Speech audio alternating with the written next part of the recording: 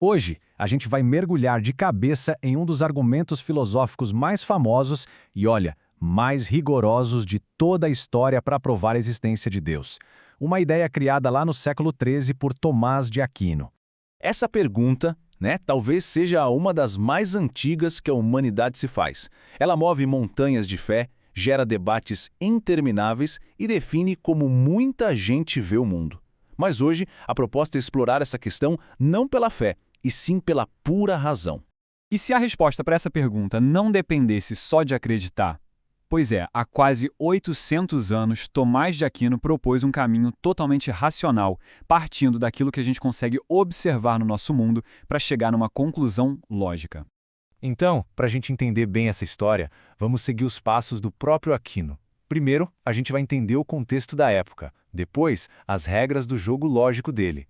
Aí vamos encarar os argumentos contra Deus, para só então explorar os 5 caminhos que ele criou e, no final, ver como ele amarra tudo isso. Para sacar a importância das 5 vias, a gente precisa voltar no tempo, lá para o século XIII. Aquino não escreveu isso do nada, ele estava respondendo a uma das maiores crises intelectuais que o mundo cristão já tinha enfrentado. Imagina a cena.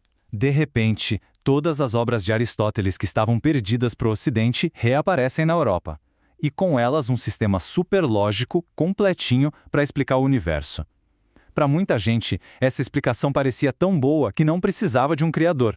Aquino percebeu que precisava mostrar que a razão e a fé podiam sim andar de mãos dadas.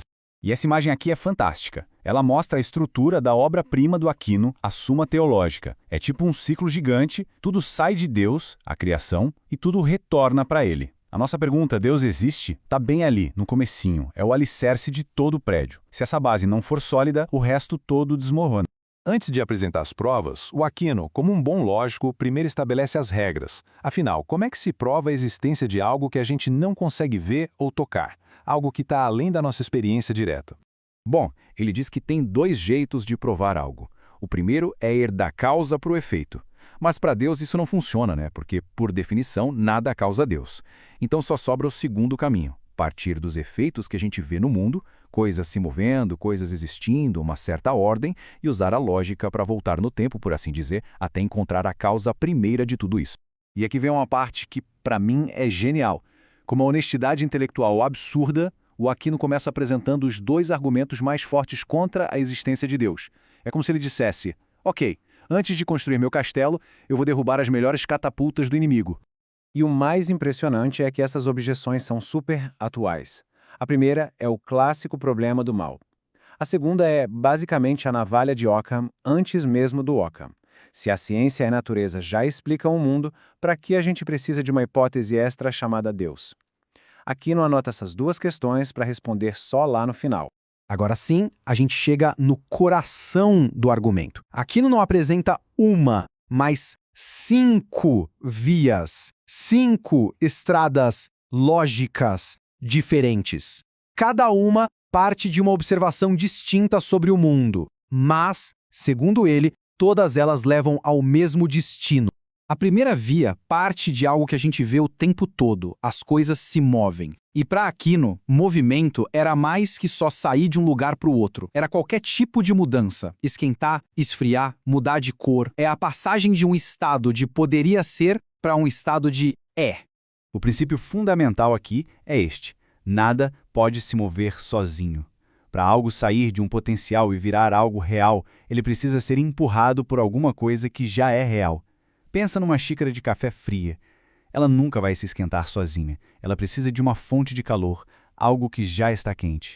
E essa imagem aqui é a chave de tudo. É onde muita gente entende errado. Aquino não está falando de uma fila de dominós caindo, uma causa atrás da outra e infinitamente para o passado. Ele está falando de uma cadeia de causas que acontece agora, ao mesmo tempo. A mão move o bastão, que move a pedra. Se você tirar a mão, que é a primeira causa, todo o movimento para na hora.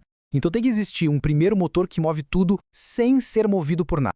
A segunda via é bem parecida, mas em vez de focar na mudança, ela foca na existência em si. A gente vê no mundo uma ordem de causas e efeitos, e nada pode ter causado a si mesmo, porque para isso teria que existir antes de existir, o que não faz sentido nenhum.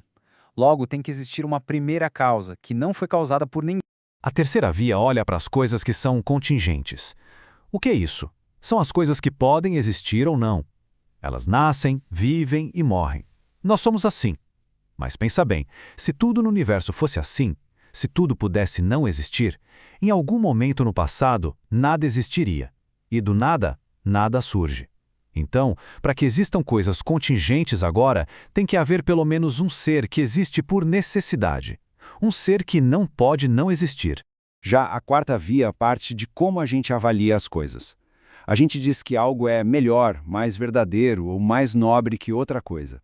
Mas esses julgamentos de mais ou menos só fazem sentido se existir um padrão máximo, uma régua final de comparação. Tem que existir algo que é o máximo da bondade, da verdade, da perfeição. E esse máximo é o padrão que a gente usa para medir todo o resto. E por fim, a quinta via observa a ordem do universo. Coisas que não têm inteligência, tipo um planeta ou uma semente, agem sempre de um mesmo jeito para atingir um objetivo. Uma semente de maçã sempre vira uma macieira, nunca uma pedra. Isso sugere que elas não agem por acaso, mas que são direcionadas por alguma inteligência, do mesmo jeito que uma flecha só atinge o alvo porque um arqueiro a direcionou. E essa tabela resume tudo de forma brilhante. Cada via parte de um fato que a gente observa no mundo para chegar, por lógica, num atributo essencial. A observação do movimento nos leva ao motor imóvel. A cadeia de causas à primeira causa, a existência de coisas que podem deixar de existir ao ser necessário, a nossa noção de valor ao ser máximo, e a ordem do universo à inteligência ordenadora. Para Aquino, todos esses nomes apontam para a mesma realidade. Ok, depois de ter construído esses 5 caminhos da razão, Aquino finalmente volta para responder aquelas 2 objeções lá do início, aquelas que ele mesmo fez questão de apresentar.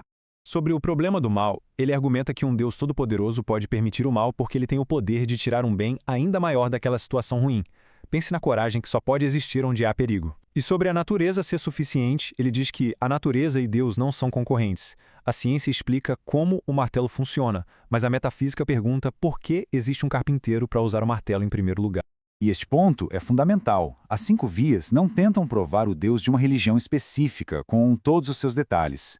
Elas querem estabelecer a existência do que se chama de Deus dos filósofos, a base de tudo que existe, a causa primeira, a razão da ordem. Aquino via isso como um preâmbulo, uma base racional sólida onde a fé poderia depois se construir.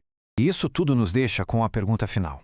Tomás de Aquino mostrou um caminho de lógica pura, que, segundo ele, leva à conclusão de que Deus existe. Mas ele mesmo sabia que existe uma fronteira entre o que a razão consegue demonstrar e o que a fé propõe.